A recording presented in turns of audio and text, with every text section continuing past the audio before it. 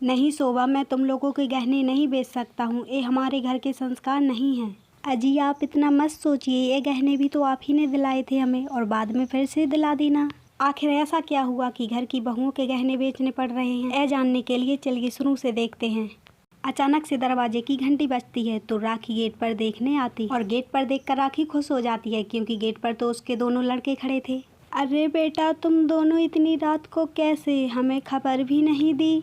माँ सब बताता हूँ, पहले अंदर तो चल, यहीं सब पूछ लेगी क्या? फिर राखी अपने दोनों बेटों को लेकर अंदर चली जाती है। शोभा, सुरेखा, देखो मेरे दोनों बेटे आए हैं, जल्दी आओ। राखी की आवाज़ सुनकर उसकी दोनों बहुएं बाहर आ जाती। अजी आप ऐसे अचानक कैसे आ गए? हमें खबर भी नहीं दी आपने। सब ठीक तो है ना? रवि जी आपको तो बताना चाहिए था ना। शोभा सब अभी पूछ लोगी क्या? बाद के लिए भी तो कुछ बचा रहने दो, मुझे भूख लगी है, चलो जल्दी खाना लगाओ। शोभा और सुरेखा सबको खाना परोस देती है और सब लोग खाना खाने लगते हैं। बेटा अब तो खाना भी हो गया, आप बताओ तुम दोनों कितने दिन की छुट्टी लेकर आए हो? माँ अब हम लोग हमेशा के लिए छुट्टी लेकर आ गए हैं, अब हम लोगों ने वो काम छोड़ दिया। क्यों बेटा, ऐसा क्या हो गया कि तुम लोगों को काम छोड़ना पड़ा? माँ उस कंपनी में गैर कानूनी काम होने लगा था जो कि हम लोग बर्दाश्त नहीं कर सकते, इसलिए हम दोनों ने वह काम छोड़ दिया। हाँ माँ, तुम ही तो कहती हो बेईमानी के 4 पैसे से अच्छे ईमानदारी के 2 पैसे होते हैं, इसलिए हम दोनों ने वह नौकरी छोड़ दी। हाँ, ये आप लोगों ने बहुत अच्छा काम किया। अब यहीं हमारे शहर में ही आप लोग कोई छोटा मोटा काम ढूंढ लेना जिससे हमारा खर्च चलता रहे। हाँ शोभा, लेकिन हमारा गांव इतना बड़ा नहीं है कि हमें यहाँ पर कोई रोजगार मिल सके। अजी आप लोग परेशान मत होइए, कोई ना कोई काम मिल ही जाएगा। हाँ बस एक यही उम्मीद है, कल सुबह ही हम लोग काम ढूंढने के लिए निकल जाएंगे। और यह सब बातें करके वह लोग फिर सोने के लिए चले जाते। अब सब लोग अपने अपने कमरे में सो जाते हैं। शोभा और राहुल अपने कमरे में सो रहे होते हैं, वही सुरेखा और रवि भी अपने कमरे में सो जाते हैं। माँ आज से ही हम लोग काम ढूंढने के लिए जा रहे हैं, देखते हैं कितने दिनों में हमें काम मिल सकता है। माँ आप भगवान से प्रार्थना करना कि जल्दी हमें काम मिल जाए। माँ हमें आशीर्वाद दे, हम जा रहे हैं। बेटा भगवान तुम लोगों को तरक्की दे। राहुल और रवि अपनी माँ का आशीर्वाद लेकर काम ढूंढने के लिए निकल जाते हैं। रवि भगवान करे हमें जल्दी ही कोई काम मिल जाए, वरना हम अपना घर कैसे चलाएंगे। भैया आप टेंशन मत लीजिए, हमें कोई ना कोई काम मिल ही जाएगा। ऐसे ही बातें करते हुए राहुल एक किराने की शॉप पर पहुंच जाता है। अरे भाई साहब, हमें यहाँ पर कोई काम मिल जाएगा क्या? देखने में तो नए लगते हो तुम। जी मैं पास के ही गाँव का हूँ, मैं अभी विदेश में नौकरी करता था। बेटा मेरे पास तो कोई काम नहीं, मेरी छोटी सी दुकान है जो कि मेरे लिए ही बहुत है। यह सुनने के बाद राहुल वहाँ से चुपचाप चला जाता। वहीं रवि एक मेडिसिन की दुकान पर जाता है। अरे भाई, अगर तुम्हारी दुकान में कोई काम हो मेरे लायक तो मुझे बताओ, मुझे काम की सख्त ज़रूरत है। अरे भाई मेरे पास तो कोई काम नहीं, मैं खुद दूसरों की दुकान पर काम करता हूँ और यहाँ काम मिलना बहुत मुश्किल है। ऐसा सुनकर रवि वहाँ से चला जाता है। ऐसे ही दुकानों पर घूमते घूमते राहुल और रवि को 1 महीना हो जाता है, लेकिन उन्हें कोई काम नहीं मिलता। एक दिन राहुल और रवि थक हार कर घर आते हैं। क्या हुआ जी, अभी भी आप लोगों को काम नहीं मिला? शोभा, हम 1 महीने से लगातार कोशिश कर रहे हैं लेकिन हमें कोई भी काम नहीं मिल रहा है, हम क्या करें? हाँ भाभी, हमने शहर की सारी वह दुकानें देख ली जहाँ पर हमें काम मिलने की संभावना थी, लेकिन हमें कहीं भी काम नहीं मिला। आप लोग बाहर से बहुत थक के आए हैं, आप लोग बैठ जाइए, हम लोग तब तक चाय लेकर आते हैं। राहुल और रवि अपनी माँ के साथ बैठ जाते हैं और उनकी माँ उन्हें समझाने लगती है। बेटा तुम लोग परेशान मत हो, भगवान कोई ना कोई रास्ता दिखा ही देगा, तुम लोगों को जल्द ही कोई ना कोई काम मिल ही जाएगा। किचन में शोभा और सुरेखा खाना बना रही होती हैं, तभी सुरेखा बोलती है, दीदी काश ऐसा होता कि हमारा खुद का बिजनेस होता तो हमारे पतियों को ऐसे बाहर नहीं घूमना पड़ता।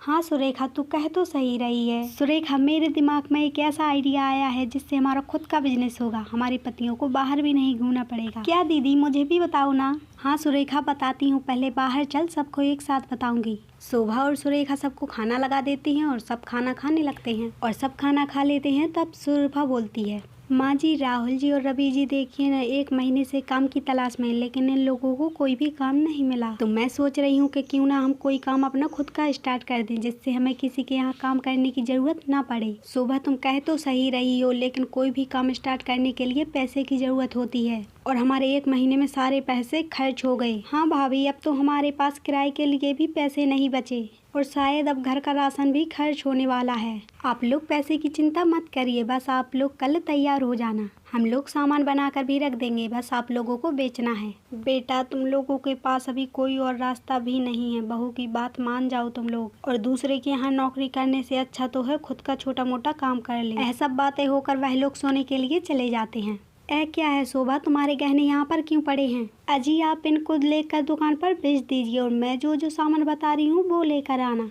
नहीं शोभा, मुझे ऐसा काम नहीं करना जिसमें घर की बहुओं के गहने बिच जाएं। अजी, आप इतना मत सोचिए, ये गहने भी तो आप ही ने दिलाए थे और काम स्टार्ट हो जाएगा तो फिर से दिला देना। भगवान करे मेरे जैसी बहुएं सबको दे जो अपना घर चलाने के लिए अपने गहने तक बेचने को तैयार हैं। फिर सुबह होती है। लीजिए राहुल जी मेरे गहने। शोभा और सुरेखा, मैं तुम लोगों को गहने बहुत जल्द ही लौटा दूंगा और इससे दुगने लौटाऊंगा। और फिर वह लोग गहने लेकर दुकान के लिए निकल जाते हैं और सुनार की दुकान पर जाकर उन्हें बेच देते हैं और बदले से पैसे ले लेते हैं। भाई खड़े रहो थोड़ा, मैं अभी देता हूँ तुम्हारे पैसे। सुनार से पैसे लेने के बाद वह लोग दुकान पर चले जाते हैं जरूरत का सामान लेने के लिए, और जिस चीज की जरूरत थी वह सब लेकर आते हैं। लो शोभा, सामान जो जो तुमने मंगवाया था वह सब है। अब हम लोगों को क्या करना है यह भी बता दो। जी, आप लोग बाहर जाइए और एक ठेले को अच्छी तरह से साफ कर लीजिए, तब तक मैं ये सामान बनाती हूँ। शोभा और सुरेखा किचन में जाकर मोमोज और समोसे बनाने लगती हैं। कुछ ही देर में वह लोग मोमोज और समोसे बनाकर तैयार कर देती हैं। दीदी, हमारा काम तो हो गया, मोमोज और समोसे बनके तैयार हो गए। हाँ सुरेखा, बन तो गए, लेकिन उम्मीद है कि ग्राहकों को ये पसंद आए। अरे दीदी, आप उसकी टेंशन मत लीजिए, आपको पता है ना कि आपके हाथों में जादू है। हाँ पता है, अब चल ज्यादा बातें मत बना। और एक तरफ राहुल और रवि भी ठेले को साफ कर लेते हैं। वह चारों मिलकर ठेले पर सामान जमा देते हैं और राहुल और रवि बेचने के लिए निकल जाते हैं और आकर गांव के चबूतरे के पास अपना ठेला लगा लेते हैं। तभी वहां पर ठेला लगा देखकर एक ग्राहक आता है। अरे भाई, आज से पहले तो तुम लोगों को यहाँ पर कभी नहीं देखा, लगता है नई दुकान लगाई है। जी भाई साहब, हमने आज ही दुकान लगाई है, बताइए क्या दूं आपको? एक काम करो, 1 प्लेट मोमोज और 1 प्लेट समोसे दे दो। वह ग्राहक वहाँ से मोमोज समोसे खाकर चला जाता है और वह उसे बहुत पसंद आते हैं और गांव में ठेला लगा देखकर कई लोग आते हैं और जो भी मोमोज और समोसे खाता है वह उनकी तारीफ ही करता जाता है। आज के दिन राहुल और रवि की अच्छी बिक्री हो जाती है, उनका सारा माल खत्म हो जाता है। वह लोग खुशी खुशी घर चले जाते हैं।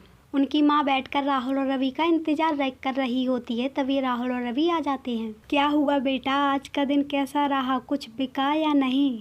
हाँ माँ, आज का दिन बहुत अच्छा रहा, हमारा सारा माल बिच गया और सब लोगों को सुरेखा और शोभा के हाथ के मोमोज और समोसे बहुत अच्छे लगे। ऐसे ही कई दिन गुजर जाते हैं और देखते ही देखते राहुल और रवि के ठेले पर बहुत भीड़ होने लगती है। अरे बेटा, पहले मुझे दे दो, मैं ऐसे कब तक खड़ी रहूंगी? नहीं देना है तो बता दो, मैं चली जाऊंगी। और वह बूढ़ी अम्मा वहाँ से गुस्सा होकर चली जाती है। भैया क्या करें, हम ऐसे ग्राहक गुस्सा होकर जाएंगे तो ये हमारे लिए ठीक नहीं होगा। हाँ छोटे, कह तो तू सही रहा है, चल घर चलकर सोचते हैं कुछ। राहुल और रवि अपना सामान बेचकर घर चले जाते और सब्जियां भी लेते जाते। अजी, आप लोग आज इतनी जल्दी आ गए क्यों? क्या हो गया अजी, बहुत परेशान लग रहे हो आप दोनों। शोभा, भगवान की कृपा से हमारा ठेला बहुत अच्छा चल रहा है, लेकिन अब इतनी भीड़ होने लगी है कि हम 2 लोग संभाल नहीं पा रहे। अब हमें कुछ और लोगों की ज़रूरत है। हाँ भाभी, इतनी भीड़ हो रही है कि ग्राहक गुस्सा होकर चले जाते हैं। बस इतनी सी बात, इसमें इतना परेशान होने की क्या बात है? हम लोग आप लोगों के साथ चलेंगे। हाँ राहुल जी, अब हम लोग वहीं पर बनाएंगे और आप लोग वहीं बेचना। और अगली सुबह शोभा और सुरेखा भी राहुल और रवि के साथ चले जाते हैं। फिर एक तरफ शोभा और सुरेखा मोमोज और समोसे बनाने लगते हैं और दूसरी तरफ राहुल और रवि ग्राहकों को संभालते। ऐसे अब उनके ठेले से कोई भी गुस्सा होकर नहीं जाता और सबको जो चाहिए वह मिल जाता। अब वह लोग भी खुशी खुशी अपना काम करने लगते।